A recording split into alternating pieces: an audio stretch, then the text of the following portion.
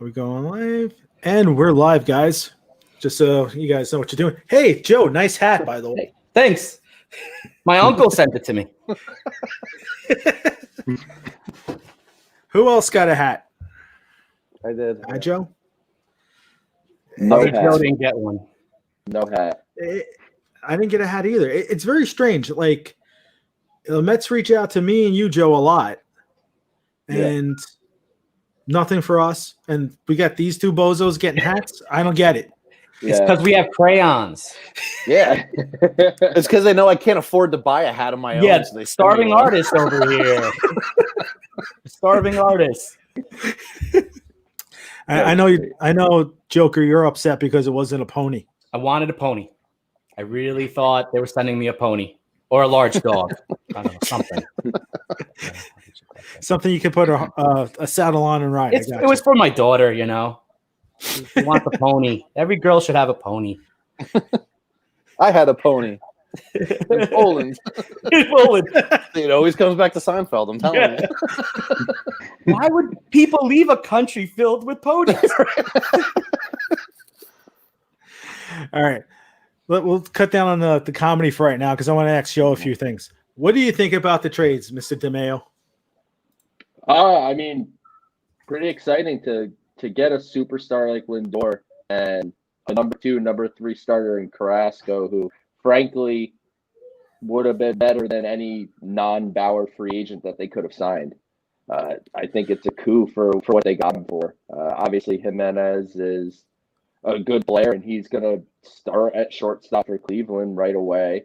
And Ahmed Rosario, I think, is going to find the role in Cleveland too. I think he's got to just be a little more flexible. His trainer kind of implied last month that he only wants to play shortstop. Well, I think he needs to grab a couple other gloves and, show some versatility. I think he could be a valuable piece. And then prospect-wise, for SNY.TV, I put out my top 20 prospects every year, and I ranked Wolf and Green 8 and 9. And this is a bottom 10 farm system in baseball where we stand today. So trading guys that I do like. I mean, second round pick Josh Wolf from 2019, third round pick Isaiah Green this past year. I like them, but in a system like that, you can afford to move those guys to get a bona fide superstar like Lindor, and then a pitcher like Carrasco, who at its cost is even more of a value. I mean, $12 million a year for 2 years. Really, really good work by the Mets. And obviously, the most important thing is, when do they sign Lindor? Because they better not let him even smell what free agency is. He better be locked up well before then.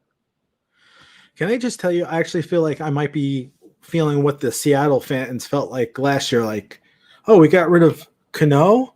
We got rid of, Diaz. We still like Diaz, but look what we got back. With us, I'm like, hey, are you sure you guys are okay with taking what you're taking? That's it? Yeah. Good? Yeah, sounds great to me. It's a weird dichotomy where we're usually the ones getting fleeced.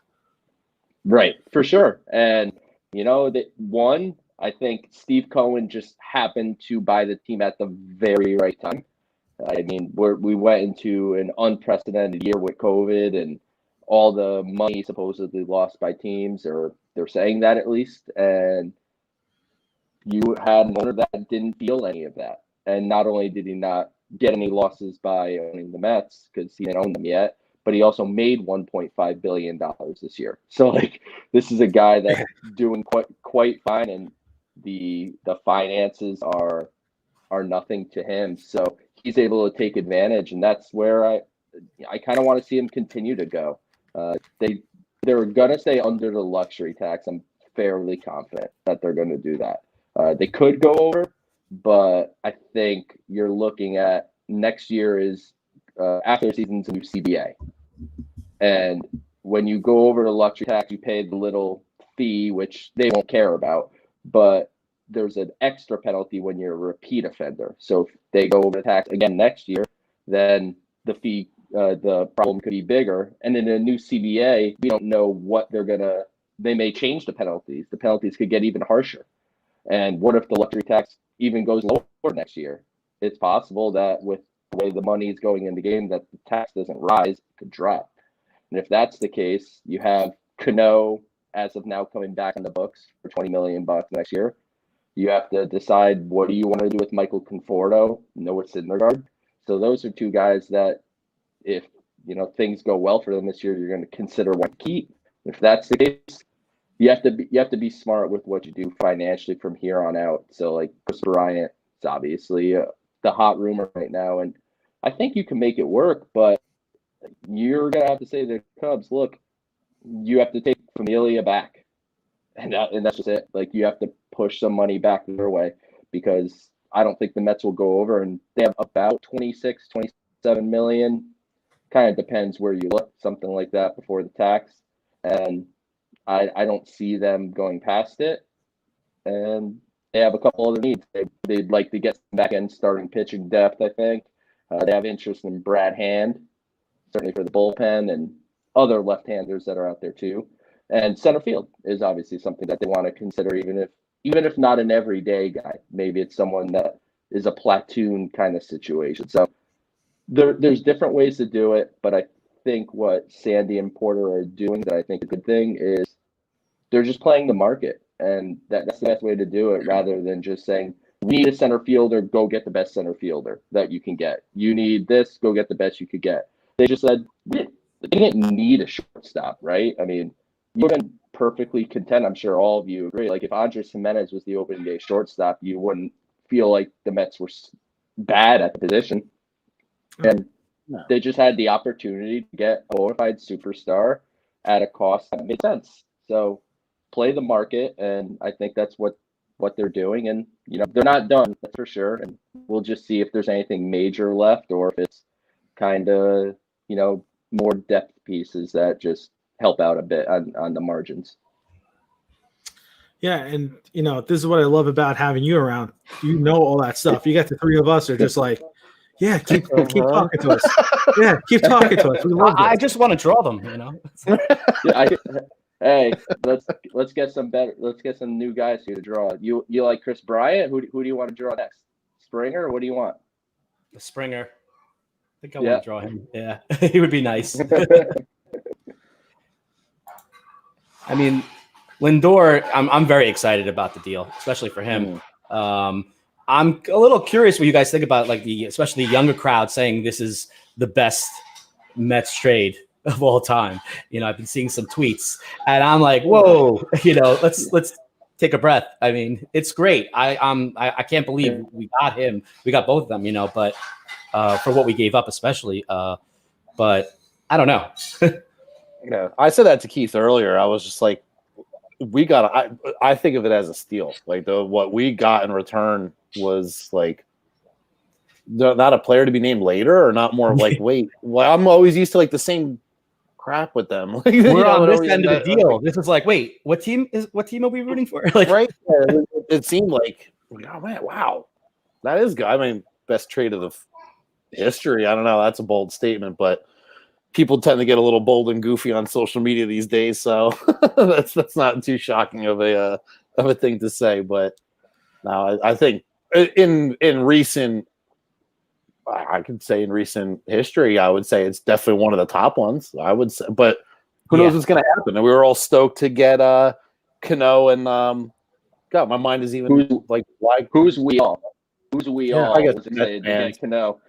Yeah, no, and I'm drawing a blank on his name. Yeah, and it's like, but what happens when they come here? They might crap the bed. So you have these names that just because they were good in one place, it's like that stigma you always hear, like, but they're only going to hit 200 and they're only going to play 48 games. It's like, please stop that. We're used to the Mets uniform being kryptonite. Right? Something's going to happen. He's going to fall in the dugout.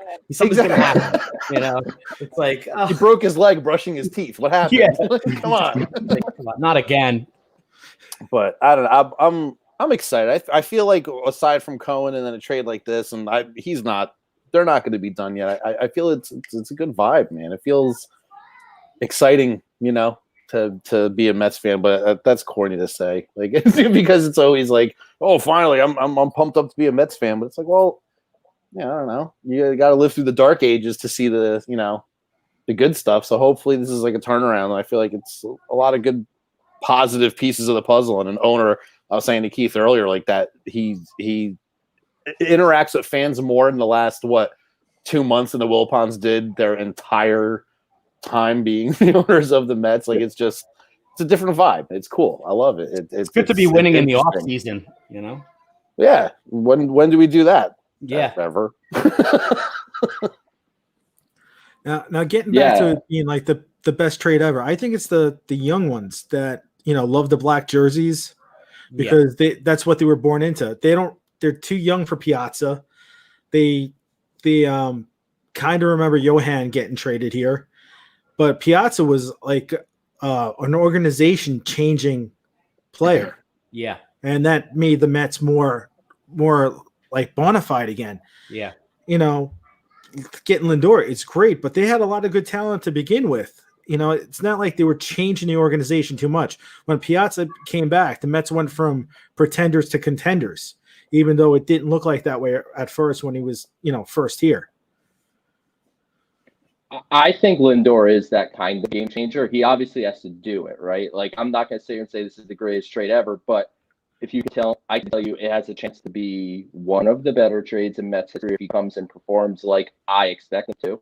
Right. And, I was talking on my podcast, That's So Mets podcast, the other day, and, it's probably the biggest trade since Santana. And Santana was a game changer too when he came on. It was kind of short lived. He didn't have the longevity. He started getting injured. But when he first came here, that was an absolute game changer at that time. I remember being in Shea at the second or third to last game of the season when he threw the complete game. I think it was 2007 when they were going back when they were trying to not tank away the first place, and he threw that gem at Shea, and I remember that place like rocking. It was the big difference maker, but it just wasn't long lived. And a guy like Lindor, if he is what he always has been, and then this is a guy that's gonna be a game changer for the next almost decade, and that puts it on that Piazza type level. Mm-hmm. Yeah. See, what I was saying, like with Lindor, is I have a feeling he's gonna. If he signs, he's going to be a great player for the Mets. With Piazza, the team was a joke, like a total joke. Like the last couple of years, the Mets, as usual, when the Wilpons owned them, they never got that player that put them over. Like they got Piazza, but they never had the player that put them over to become champions. Now with Cohen, that he is going for those players that are going to put them over to be champions. So Lindor, I hope he becomes as pivotal of a trade as Piazza, but for right now, I still think Piazza is one of the big ones, and Lindor is probably maybe 1B, 1C, because even the Keith Hernandez and Gary Carter stuff in trades in the 80s, that was another one that changed the team. I wasn't alive for it, but from everything everything I read, it sounded awesome. Keith, from what I understand, is Keith Hernandez or maybe Gary Carter. Those are probably the two greatest trades in Mets history, right? Is that what you guys would say? Yeah. Yeah, I would say that, and then I would say, I would actually say between the three of them with Piazza, they're all like 1A, 1B kind of thing. Yep. And I think Lindor has a chance to be in that same group. Right, exactly. He just has to do it. Like we're looking back on how great those players were for the Mets. We're projecting ahead with Lindor. So he's got to come here and do it. And from everything that I've learned about him, it seems like he is going to be a New York kind of guy. I don't think he's going to be a guy that, wilts under the pressure of New York. Yeah, he's gonna be great in the locker room. I mean, from what I've heard and read about the guy, he's a personality. He's fun. Yeah. So we got a comment from Adam Lutter. I hope I'm saying it right, but Cespedes was a big deal in my opinion. Helped the Mets go deep. I think it was a major trade, but I don't think it was a huge, organization changing trade. I think it did good for that run in the playoffs, and then they never should have, signed a more than that 1 year deal. At the moment, it was a pretty big trade. Yeah, he's right. And then it kind of, saw what happened. So Yeah, it was a big trade, but I look at it kind of like you said, as like a piece to help in the race for that year. That's really ultimately what was it about. Whereas the other trades that we're talking about potentially franchise altering for a lengthy period of time. And Yeah. Cespedes was super impactful. And holy hell, did I love watching Cespedes play. When he was healthy, he was so energetic. I loved watching him for the Mets, but it's just another one of those things that was super short-lived. yeah. Yeah, the stories I heard about him behind the scenes, though, during that World Series, I think I told you guys. I'm not going to say it here, but there's definitely, if he didn't pull some of the stuff he did, I think the Mets would have been a lot better. Yeah. Adam, it gave us hope for that year. Yeah, Adam, it totally did. It really went from another LOL Mets year to the Mets in the World Series. So now I'll definitely give you that. And that kind of just shows how winning the off season is everything, right? Like going into the 2015 season, I didn't think the Mets had any chance of being a World Series contender. And then the way they played in May and June, you definitely didn't think they would be a World Series contender. And then they turned it around, and Cespedes came in and obviously kind of put him on his back and got him into the playoffs. And then, of course, you had Daniel Murphy in the playoffs, who really kind of carried them to the World Series. But yeah, no, it was obviously a massive impact. And the Mets have made the World Series 2 times in my life, so that's one of the 2. So I'm going to, always appreciate Cespedes for helping me get there. Stop making me feel so old. Doing it on purpose. Right. I know. Yeah, me too. But I was 10 when I actually saw the Mets win the World Series, so at least I have something on you guys. But that's I was like 3. such a great age. I was 11. I was 12 in 2000. So for the 2000 World Series, that like me, that's like a great age. Like you're still a kid, but you're old enough that you actually understand what's going on. So to me, like the 2000 World Series will always stand out to me because that was like the first time. And then obviously it was against the Yankees, and half my friends are Yankee fans, so it was a unfortunate end to it, but it was super fun leading into it and watching it with them and everything. Yeah, 2000 World Series. I was just working in production for a year. That was my first year, and then we had a big party, a World Series party at the studio. It was pretty awesome. And, half of them were Mets fans, half were Yankee fans, and just the going back and forth was great. And I don't know if a lot of people know what that real Subway Series felt like from that year versus the in-season Subway Series. Like there was actually something to win besides just bragging rights. And the city bars were just crazy, intense. Oh, it was, yeah, it was crazy. And Joe, since that's like your era, are you a black jersey guy, or are you, No, I think the black jerseys. Oh, sorry, which Joe? You that's both. Joe. You're Joker. Okay, I'll be Joker. Yeah. You take it first, Joker. You were talking. No. Sorry. I get confused. I hear Joe. I'm like, wait, he's the pro. Go with him. I'm just design Joe.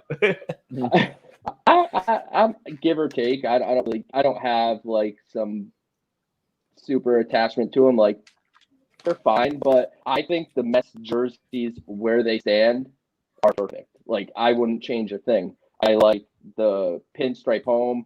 I like the gray away, and then the alternates are really good. And then especially the away alternate. I like the away alternate a little more than the home alternate because you have the gray inside the New York and then the gray inside the NY on the hat. Like to me, the Mets jerseys are like perfect. I wouldn't change a thing, but for me, this year would have been, if there were fans, would have been the year to do, because 28th anniversary of 2000, this would have been the year to do like Friday night Black Jersey Day or Saturday night Black Jersey Day, whatever, for this season, kind of like they did in 2016 for the 86 team.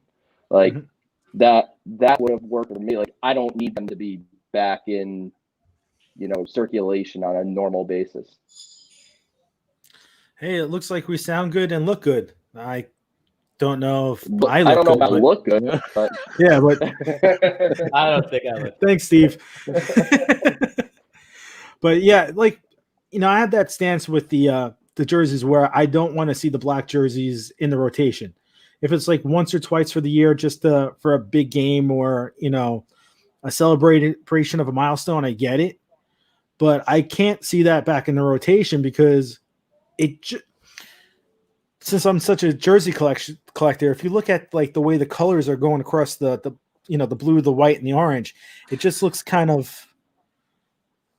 it's just kind of like messy. And especially with the hybrid cap, everything looks purple. It doesn't look like it's the right blue. So that's my real problem with it. Not because it's a black jersey, but it just doesn't look too great, together. We got another jersey aficionado, Jesse Burke. Honor the 2000 team, wear the black jerseys for a weekend. I'm fine with that, but not in the rotation. Black hats.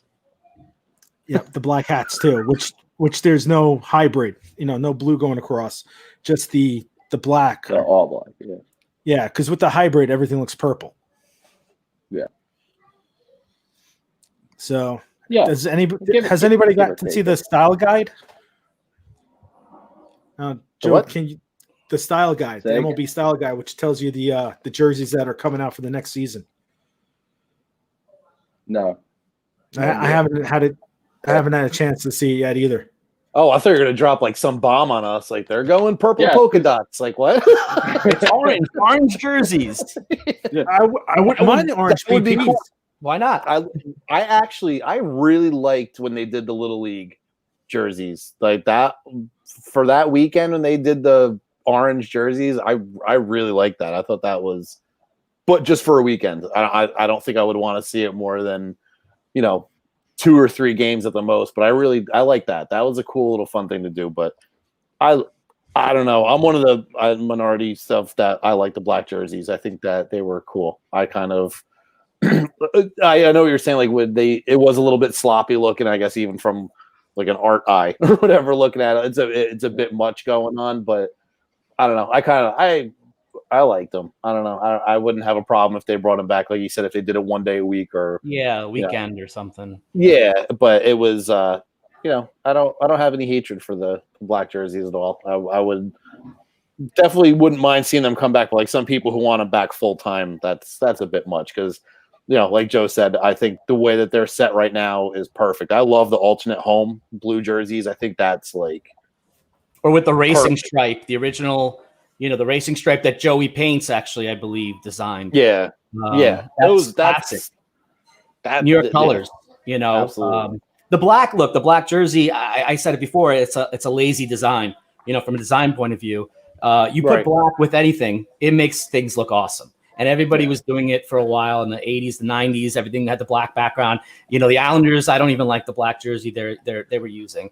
I just think the blue and orange works so well. So. But White Castle hamburgers are awesome, though. Well, the black jersey, like you like them at first, and then later on, you regret having the White Castles. Yeah, the next day, the White Castles, it's hurting a little bit. Yeah. How about the white on white jerseys with the nicknames on the back? You need special glasses to read the name. 3D jerseys. We should have 3D jersey with the 3D glasses, and the thing comes out at you. You see the numbers in your face. Let's do that. Get on it. We have the technology and the ownership. Yes. See, Chris Maloney says the 2000 team, please. Yeah, we do the whole,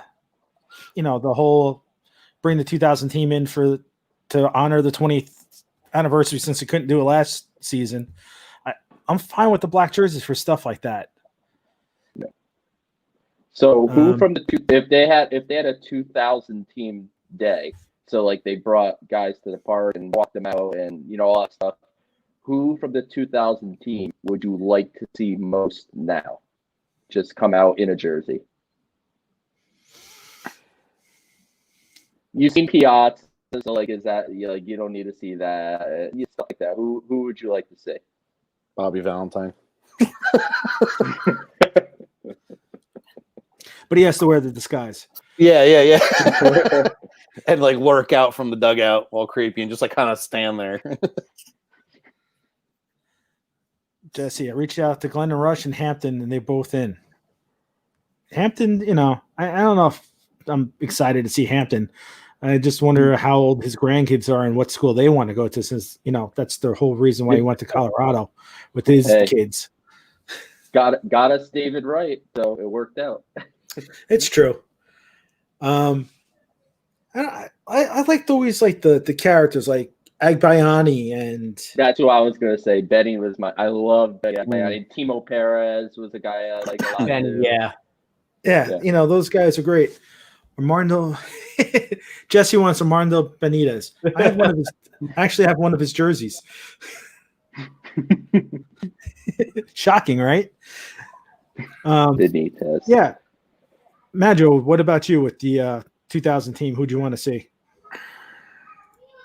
I don't know. I guess it's probably just Piazza. It's so anytime he's just such a staple. Like to me, like he was just like you said, he was a game changer for the franchises and everything. I just like when I think of 2002, I always think, or not 2002, 2000 as well. It's just him and with Schilling and the bat and like ready to just kill. Like that's always like the first thing that comes to mind with that whole like era of the Mets thing. And like that was kind of, you know, my funky teenage years of I don't know if I was going to be you know, an artist or a sports guy or something. So it was kind of like you know, wasn't really huge for a couple of years following him, but like 99, 2000, 2001, you know, still liked it, but it just always comes back to Piazza for me. I don't know why. I guess it's because I think maybe even now as an adult, it's like one of those things where he's like the one guy where I painted stuff from him, and it's like that's like the one lone autograph. Like go to spring training, and I always miss him by a day, or I miss him by like 15 minutes. So it's kind of like I don't know. There's some pedestal I think I hold him on, as stereotypical and cliche as it might be for that era, but it kind of just is what it is. Like that's just to me he was the face of that team. Just like if I go back to, you know, even like David Wright era, like David Wright was the face of that specific team in my mind. Like I always kind of pick one person to focus on and stick with them. So to me, it's definitely Piazza, but I still want Valentine to come out with disguise on. What about Fonzie? Yeah, no, he's a close second. I think it's also because he was so damn nice. Met him at QBC too. Like that would be that would be awesome too. Like he's and Turk Wendell. Yeah, Turk Wendell. But yeah, no, yeah, Fonzie's cool, man. That I don't know. I think it's because though it's like still like that aura of Mike Piazza. There's just so what is that? I actually just tweeted a picture of the paint. I was going through like my paintings the other day, and that one for some reason wasn't like in my like portfolio thing. I was just like, what?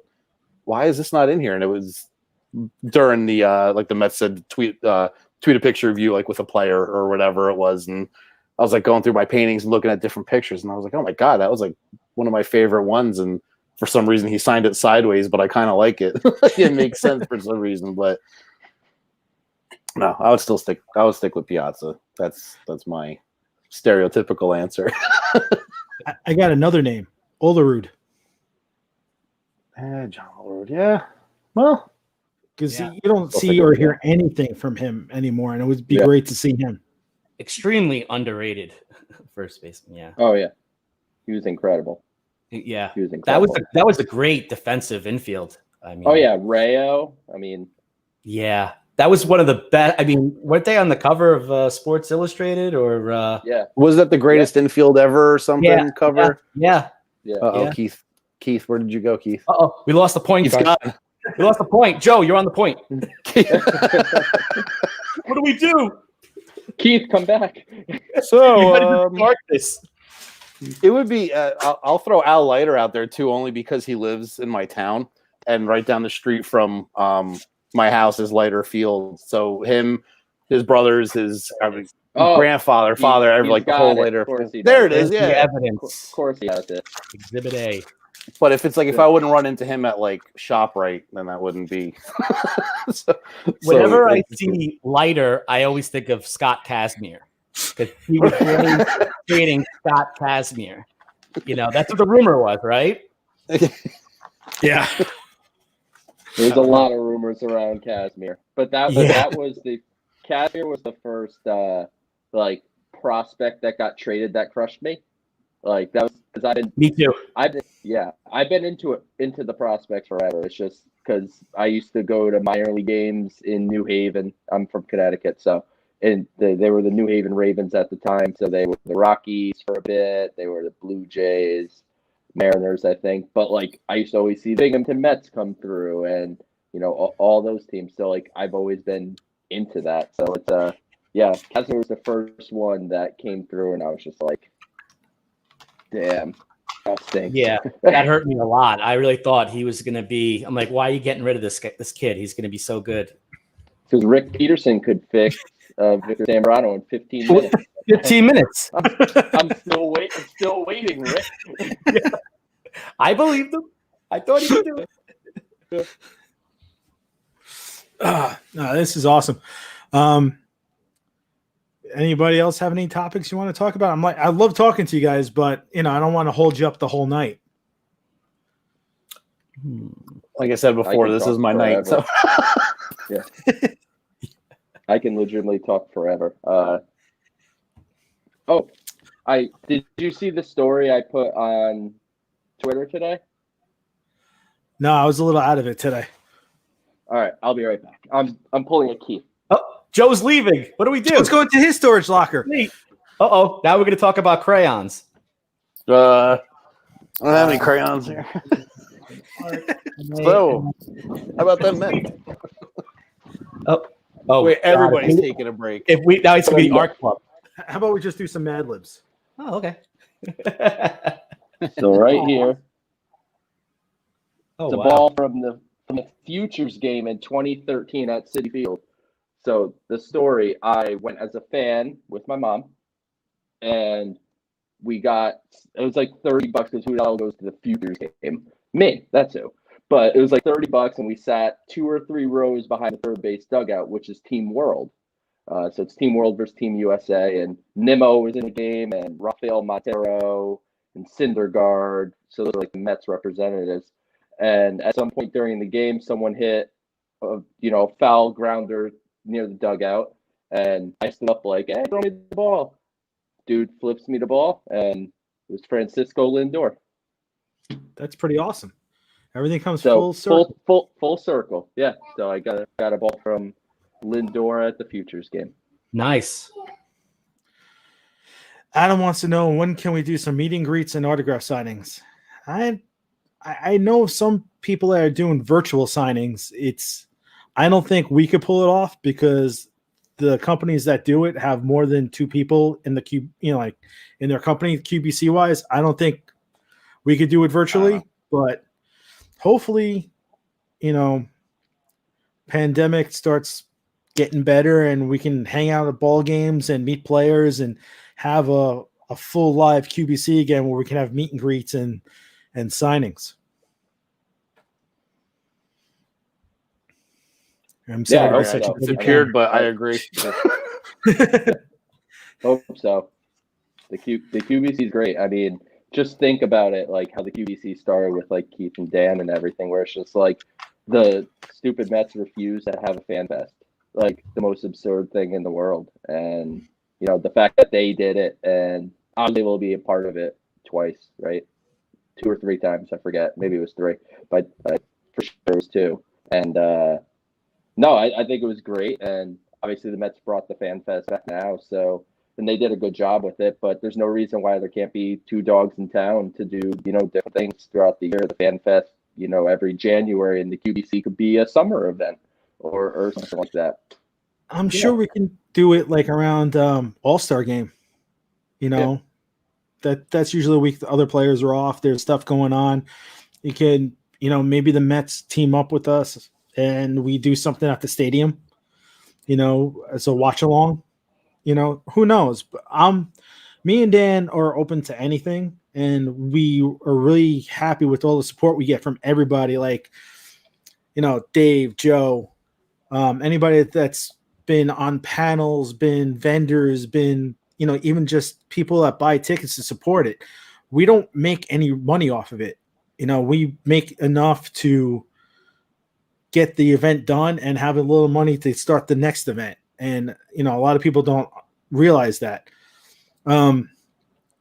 Does anybody know like how the QBC really started and who it started with? Anybody? The first time I saw that, Shannon involved, right? Was You guys Shannon were just involved at the beginning? So it was me, Shannon from Mets Police, and Darren. And Darren had to bow out because of his license. That's when he was just getting his license, so he didn't want to conflict with anything. So basically what me and Shannon were doing, we were trying to, make the Mets do a fan fest. And we kept trying to push it. They didn't blink. So we're like, damn, now we have to do it. And it's lucky that I have my production knowledge, so we were able to pull that off. Shannon did a lot of the background stuff. Dan came on, and then Dan, learned what we were doing. And then eventually Shannon had enough of it. He couldn't just mentally deal with it anymore. And then it just became me and Dan. And then I'm not knocking my cousin, but once me and Dan were just the two of us, I felt like the QBC made that next leap and got better. And it was great that we had Darren with the support with the 7 line throughout the whole thing. He always supported us no matter what. Then we had, our friends that volunteered. And with that, we ended up getting more friends. And, like Mark Healy, he brought you and Joe, to do the panel. And then, Dave came in to do the artwork. We haven't had Joker yet, but it was just, everybody just loved being together. And it was amazing how, not really too amazing, but the Wilpons didn't see that. Even though SNY was sending talent to us and SNY was sponsoring us and all those commercials that were on SNY, I was the one that directed, edited, shot, and put together. And I even had a star in 1 or 2 of them. So it was always a grassroots thing. And then we had to fight Yahoo, with the cease and desist because they were trying to use the QBC as their, while we're trademarked. And then, dealing with the Mets Fan Fest and everything. Like, I'm glad that they have a fan fest, and I'm glad they did it such a great job for the fans. I still want to do something, with the QBC every year. And who knows, maybe with this ownership that they'll embrace us more, I'm hoping, and I hope it works out for everybody. But if we can't really do a big QBC anymore, we had our mission accomplished by making the Mets do a fan fest.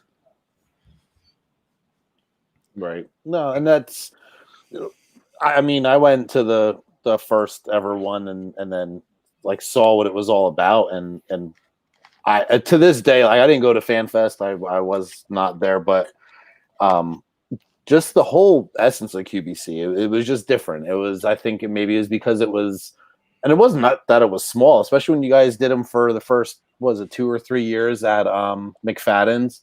The first 2 years. years. There was a lot of, so there was a lot of people. It was always jammed. Like it wasn't like that. It was like a small, intimate time, but it felt like that. And it was a more personal thing. And it was an experience that I think the cost of it wasn't outrageous to get what you got. And it was always interesting. Like everything about it was always a lot of fun. The vendors it was just more of a one-on-one experience. It was more something that felt genuine and not just like a put together thing, like to just make money and just have this done and appease fans. Like everybody who went there because they were a diehard Mets fan and like they got a great experience. And it's fun. And the way it was just set up was always smooth. It worked out well. And, it was kind of like one of those things where I was devastated personally knowing that you didn't do it the one year. And I was like, damn it, man, that sucks. And like on an outsider's point of view,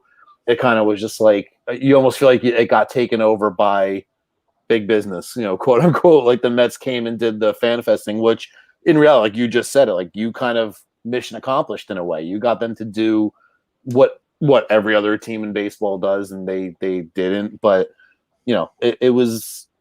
I love the intimacy of it. I love the lunch with Keith Hernandez. That was just as great. Like even if it's not a full-on fan fest, as long as you still do something that provides, I think, fans with that more close interaction with the players is just awesome, and it gives a lot of people a lot of chance to really, work together. And it was like you said, everybody who volunteers and the vendors and artists with collectors and everybody else. It was awesome. It's definitely something that I want to see it continue. Even if there is a Mets Fan Fest, then there could still be a QBC, and I think it would still be just as successful.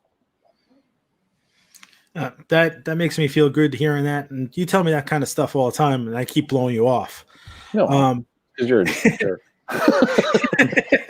But I really think like the last two QBCs was the ones that we really got it going. Like, the one that Flexen was at, he just enjoyed walking around and hanging out with the fans. And, he and I became pretty good friends. And like Todd Hundley loved being around. When was the last time you heard Todd Hundley anywhere near Queens before the QBC?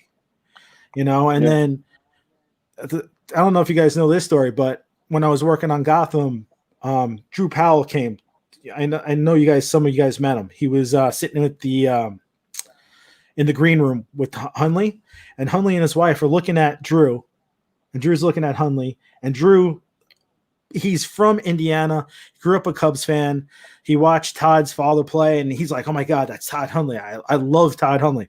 Todd Hundley looks up. He goes, "Holy crap, you're from Gotham. Can I get an autograph?" It was just like such a weird mixing of my worlds where I'm like, everybody's having fun. I brought the Gotham guys to come hang out because they're usually doing their Comic Cons and they never get to experience a convention, on the other side. And they told me that it was one of their most fun cons that they've ever been a part of and I've ever seen, just being at. And like that, and the next year, it really made me feel like we really like hit something, and the fact that we couldn't grow on it kind of lit a little bit of a fire under me. So I'm dying to get back to having it live and doing something where we all can hang out again. Like I haven't seen Joe. What was the last time I saw you, Joe? Maybe a ball game, or was it at Caroline's? I don't even remember. No, I think was Caroline's after a ball game. Yeah, but it's been literally that long either way. The major pod one, I think that might have been it. Yeah, and then I haven't seen Mad Joe in forever since I picked up the Tifo, and Joker I haven't seen since last year. What was it, February? Yeah, the Mets advisory board, right? Yeah. So I miss actually hanging out with you guys. So it's the QBC. I don't get to see you guys. I get to wave as I'm running around, but I know every single one of you guys are having fun being there. So that's what it means to me. And then I pass out for 2 days. So the last QBC, I did 28,000 steps. So wow. that should tell you what kind of day it was. So Gooning never stops. I was running the panel room. I was making sure D-Hap was doing his stuff. I was dealing with the players coming in. I was dealing with S&Y. And it's crazy, and I feel bad not being able to say hello to everybody. Like Steve right here just said, the key is the close interaction with the players. QBC felt like just hanging out with the players. Yeah, and that's. I want everybody just not even just hanging out with the players, hanging out with fellow fans where you can actually get to know somebody, where you're not just sitting next to them with season tickets, where it's just like, oh, look at that, that game, where you can actually make connections. And I think that was a big part of the QBC. Yeah, and I thought it was cool meeting people from like Twitter and stuff because, I talk to so many people on Twitter and then actually meeting people that you talk to, and it's just kind of all right, there's actually a real, like, you almost forget there's a real person behind like a Twitter account, and just having conversations with people that I don't really know, like, to me that's, I guess I'm just personable in that sense that, like, I'm down with that, but like it was awesome to just like be at a place where it was about the Mets, run by fans, and fans, it was all fans there obviously, and certainly you had players walking around, like when Nimmo was there and everything, like they were just, walking around or whatever. But no, to me, it was like meeting people that I've talked to online or just meeting people in general. Like it was definitely always awesome. It's like another thing through the QBC. I got to go to Ed Kranepool's house, see what his collection was. I bought some things off of him. And then we did, like, it wasn't branded a QBC event, but it was a Media Goon / QBC event where we raised money to help with Kranepool's kidney I catch. I think we raised something like $3,000 or $3,200. Majo did a painting. Kranepool signed it. We auctioned it off. My mom actually bought it down, so it's down in my parents' apartment. I keep looking at it. Can I get that back? Yeah, I was like, can I go hang that up? But like, knowing that we could do something like that to help Ed, and then later on we had that special, that luncheon with Keith. We had 130 fans there, but it didn't feel like there was 130 fans there. It felt like you were right there with him. And it was just a fun time, and seeing other people enjoy it, it makes me enjoy it. And like I said, I can't wait for another one. And, all you guys, Joe, Dave, eventually Joker, you guys are all going to be a part of it. And that's one of the greatest things about it, is the community that we keep building and building. And hopefully, something will break that we can do something and grow it, more. And I think with friends and people that back the QBC, we're going to be able to do it. And like today, I can't thank you guys enough for helping me test this out, because we want to do a virtual QBC. We have a guest that might work out, which would be pretty cool. And, I just want to see how I'm going to do it. I'm actually going to have to be all day in each panel. I think we're going to do like 4 panels or maybe 5 panels. So for those like 4 or 5 hours, I'm going to be attached to my computer just running the show. And I don't know who's going to save me, but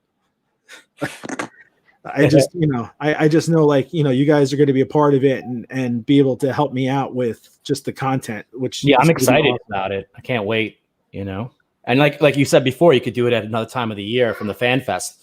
You could balance it out. So I don't know what the best time of year will be in the future. Like you said, maybe summer, All-Star break. I don't know. Yeah. So, Joker, do you have anything to plug? My hat. Got a cool hat. We didn't get one. All right. Yeah. It's a nice hat. It's the first time I'm wearing it. I like it. Now, Majo, did you see how well Joe was putting his stuff in, like his podcast and his SNY stuff? That's how you have to promote yourself. I know. Learn from this master. Learn from this master. I gotta not be lazy. You have become a young Padawan under Joe now. Right. I got you. All right, Mr. DeMeo. Joe, do your plugs. Yeah, follow me on Twitter at PSL2Flushing. Check out my writing at sny.tv, and check out my podcast, That's So Mess Podcast, Apple Podcasts, Spotify, all that good stuff. Rate, review, subscribe, 5 stars. We read reviews on air every week, and take questions on Twitter, which you can follow the Twitter account for the pod too, at That's So Mets Pod.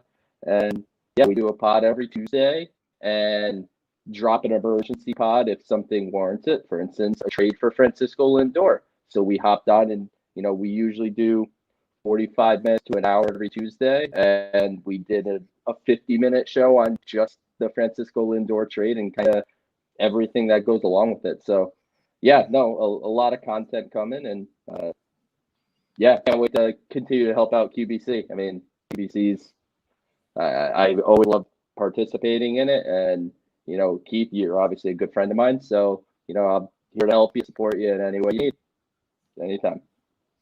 Awesome, thank you, Joe. Now, Majo, you see, What? Look how professional that was.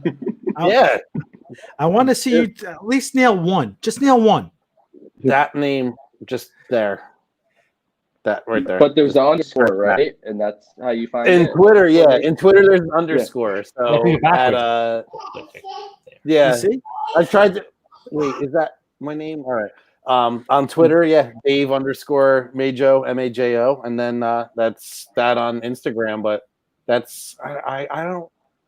That's why I said I could never do this whole digital world, man. I'm terrible with the You can do it. I'm gonna try. I'm gonna really try. Maybe that'll be my resolution or something like that to actually push it more. But yeah, no, it's try. I get sometimes nervous at posting artwork and stuff, and you never know who's gonna complain about something or take something away, or like Joe and I were joking that the Mets were gonna send us a C&D instead of a hat. So but I thought it was in the hat. Like, oh, there it is. Dave. Oh, that's your hat. When the slip fell out, I was like, oh man, I can't paint it. Yeah, the slip. You had to flip over that note that's from Uncle Stevie. It said it on the back C&D for you. Yeah. But yeah, by the way, knock it off. All right, sorry, but I'm not good at promotion of myself, and I think that's one of my downfalls. But I'm an artist. I'll blame it on that. That's all I can say. You guys can find me at Media Goon, themediagoon.com, at QB Convention. Also, my podcast, Shark and Goon Podcast, which is a pop culture podcast. And you might be seeing me pop up here and there on YouTube and the QBC Facebook page, just doing like these little shows until we get all the kinks worked out. Thank you guys. Thank you. Almost an hour just yapping. And I'll see you guys soon. Thank you, Keith. Thank you. Sweet.